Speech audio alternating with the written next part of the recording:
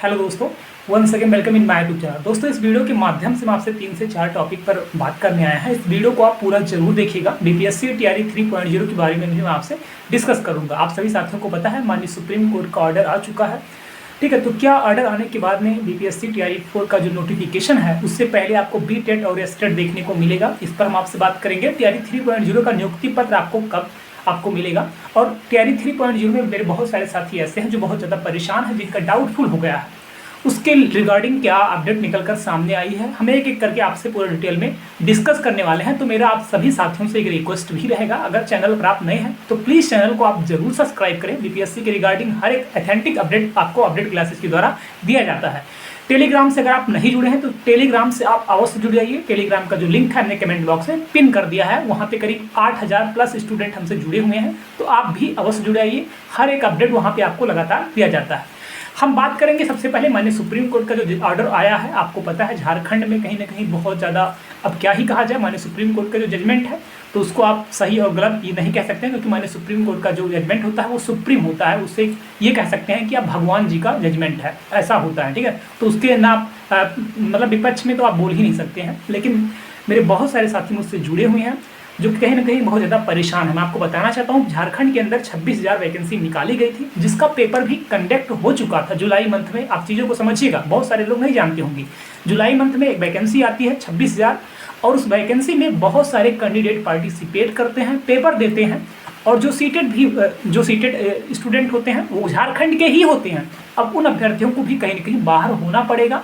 सिर्फ जो जेटेड क्लियर किया है उन्हीं साथियों का चयन हो पाएगा। तो आप इसके बारे में क्या सोचते हैं, एक बार कमेंट करके आप यहाँ पे जरूर बताइएगा। बताइए, आप इतने समय से जुलाई को आप पेपर देते हैं, उसके लिए तैयारी करते हैं, मेहनत करते हैं, पढ़ाई करते हैं, और एक आस लगाकर, एक उम्मीद लगा करके काफ़ी टाइम से वेट करते हैं कि जजमेंट आएगा, हमारे भी पक्ष में आएगा, हमको भी नौकरी मिलेगा, और कहीं ना कहीं आपको बाहर कर दिया जाता है। तो कहीं ना कहीं ये थोड़ा सा उन अभ्यर्थियों के साथ में कहीं ना कहीं अनफेयर हुआ है। अगर आप इस बात से सहमत हैं तो एक बार कमेंट करके आप यहाँ पे जरूर बताइएगा। हालांकि मैं आपको बताना भी चाहता हूँ, माननीय सुप्रीम कोर्ट का भी ये जजमेंट है कि आप जो खेल शुरू होने से पहले आप उसमें नियम कानून बना सकते हैं, लेकिन जब खेल शुरू हो जाए, ठीक है, तो उसमें आप नियम कानून नहीं बना सकते हैं। कहने का मतलब ये है, अगर आपको कोई विज्ञप्ति आप जारी करते हैं तो विज्ञप्ति जारी होने से पहले आप जो भी उसमें बदलाव करना चाहते हैं, जो भी चेंजिंग करना चाहते हैं, आप पूरी तरीक़ा से उसको आप मॉडिफाई कर सकते हैं। लेकिन जब आप एक बार विज्ञप्ति जारी कर देते हैं, जब आप फॉर्म फिल करना स्टार्ट हो जाता है, उसके बाद में उस विज्ञप्ति में आप छेड़छाड़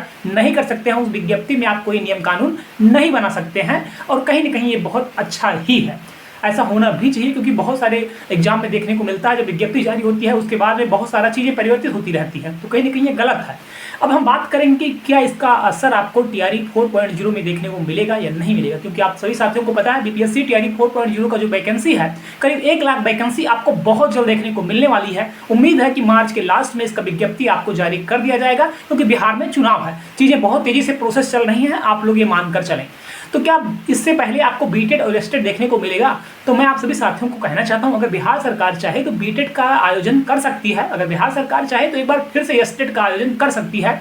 लेकिन बिहार सरकार अगर चाहेगी तभी कर सकती है। मैं आप सभी साथियों को बताना भी चाहता हूं, बिहार टीआरई 1, टीआरई 2, टीआरई 3 में सीटेट को ही पूरी तरीके जो केंद्रीय पात्रता परीक्षा है उसी के बेस पे वैकेंसी लगातार जारी कर रही है, और लगातार कहीं ना कहीं क्लियर भी कर रही है, तो बीटेट नहीं करा रही है। तो अगर सरकार चाहती है बीटेट नहीं कराने के लिए तो उस पर कोई बाध्य नहीं है, सरकार से कोई जबरदस्ती नहीं कर सकता है। ठीक है, सरकार अगर चाहे कि भैया कह दे कि भैया हम सीटेट के को लेकर ही चलेंगे तो कोई दिक्कत नहीं है, वो सीटेट को लेकर भी चल सकती है, इसमें कोई बहुत बड़ी बात नहीं है। लेकिन अगर आप मुझसे पूछना चाहते हैं कि यह बीटेट होगा टीआरई 4 से, ये आपका कहीं नहीं प्रश्न होगा, तो मैं अगर आपसे बस इतना ही कहना चाहता हूँ, अगर आप सोच रहे हैं कि बीटेट होगा टीआरई 4 से पहले, तो गलत सोच रहे हैं।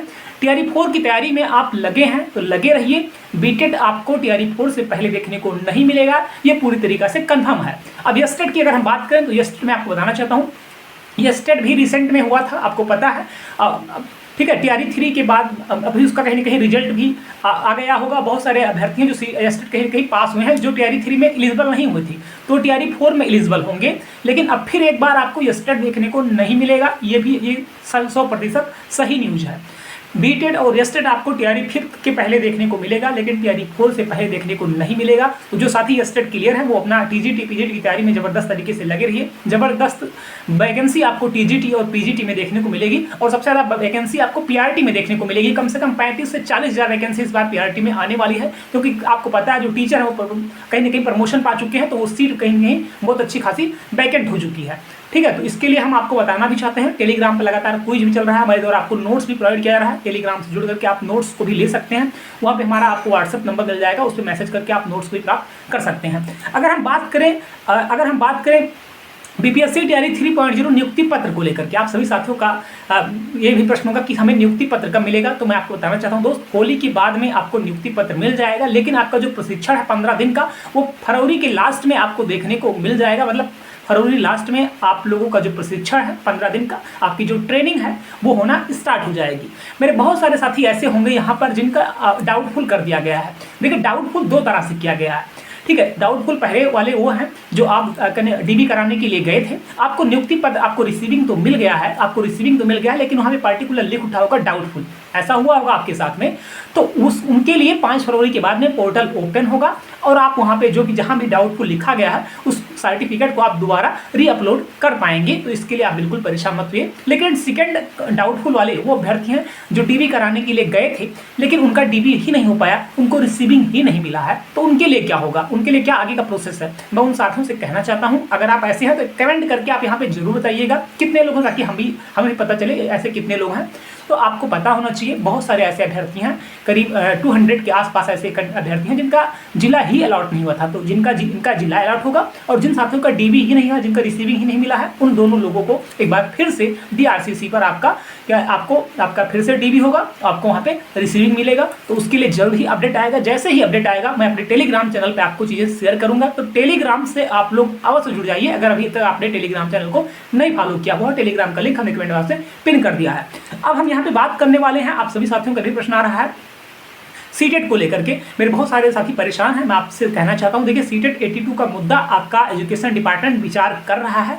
इस पर आपको जल्द ही चीज़ें, पॉजिटिव चीज़ें आपको देखने को मिलने वाली है। आप बिल्कुल भी परेशान मत होइए, लेकिन आप लगातार ट्विटर के माध्यम से आप ट्वीट करते रहें और ज्ञापन आप शिक्षा विभाग को देते रहें। आप सभी साथियों को मैं आपको बताना चाहता हूं दोस्त, अगर टीआरई 4 की तैयारी कर रहे हैं तो बीटेट और एस्टेट के लिए आप बिल्कुल परेशान मत होइए।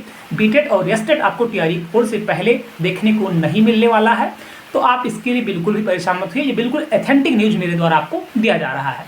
Thank you so much, all the best.